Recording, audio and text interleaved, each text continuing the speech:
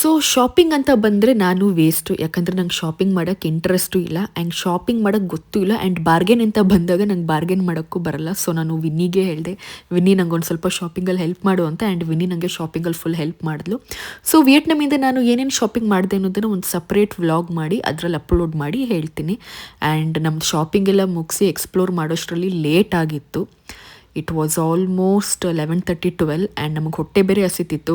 Dinner ಮಾಡೋಣ ಅಂದರೆ ಎಲ್ಲ ರೆಸ್ಟೋರೆಂಟು ನಮಗೆ ಕ್ಲೋಸ್ ಆಗಿತ್ತು.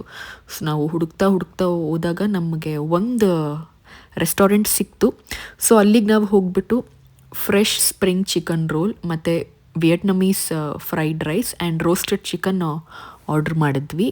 ನಿಜ ಎಷ್ಟು ಚೆನ್ನಾಗಿತ್ತು ಅಂದರೆ ಟೇಸ್ಟ್ ಅಂತೂ ನನ್ನ ಫೇಸ್ ನೋಡಿದ್ರೆ ನಿಮಗೆ ಗೊತ್ತಾಗುತ್ತೆ. ನಂಗೆ ವಿಯೆಟ್ನಾಮ್ ಎಷ್ಟು ಇಷ್ಟ ಆಗ್ತಿದೆಯೋ ಅದಕ್ಕಿಂತ ಇಲ್ಲಿನ ಫುಡ್ ನಂಗೆ ಇಷ್ಟ ಆಗ್ತಿದೆ. ಅದಾದಮೇಲೆ ನಾವು ಹೊರಡುವಾಗ ಟೈಮ್ ಆಗಿತ್ತು ರಾತ್ರಿ 1 ಗಂಟೆ.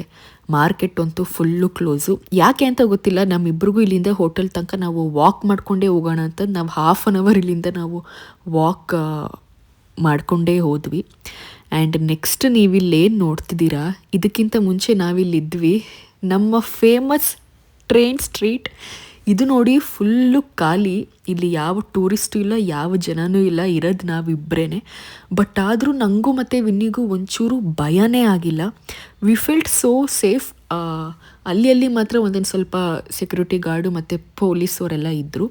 ಸೊ ಗರ್ಲ್ಸ್, ನನ್ನ ಒಂದು ವೀಡಿಯೋನ ಯಾರಾದರೂ ಹುಡುಗಿರು ನೀವು ನೋಡ್ತಿದ್ದೀರಾ, ನಿಮಗೆಲ್ಲ ಸೋಲೋ ಟ್ರಾವೆಲ್ ಮಾಡಬೇಕು, ಒಂದು ಫಾರಿನ್ ಕಂಟ್ರಿಗೂ ಎಕ್ಸ್ಪ್ಲೋರ್ ಮಾಡಬೇಕು ಅಂದರೆ ಪ್ಲೀಸ್ ನೀವೆಲ್ಲ ವಿಯೆಟ್ನಾಮಿಗೆ ಬನ್ನಿ. ಯಾಕಂದರೆ Vietnam is very very very very safe.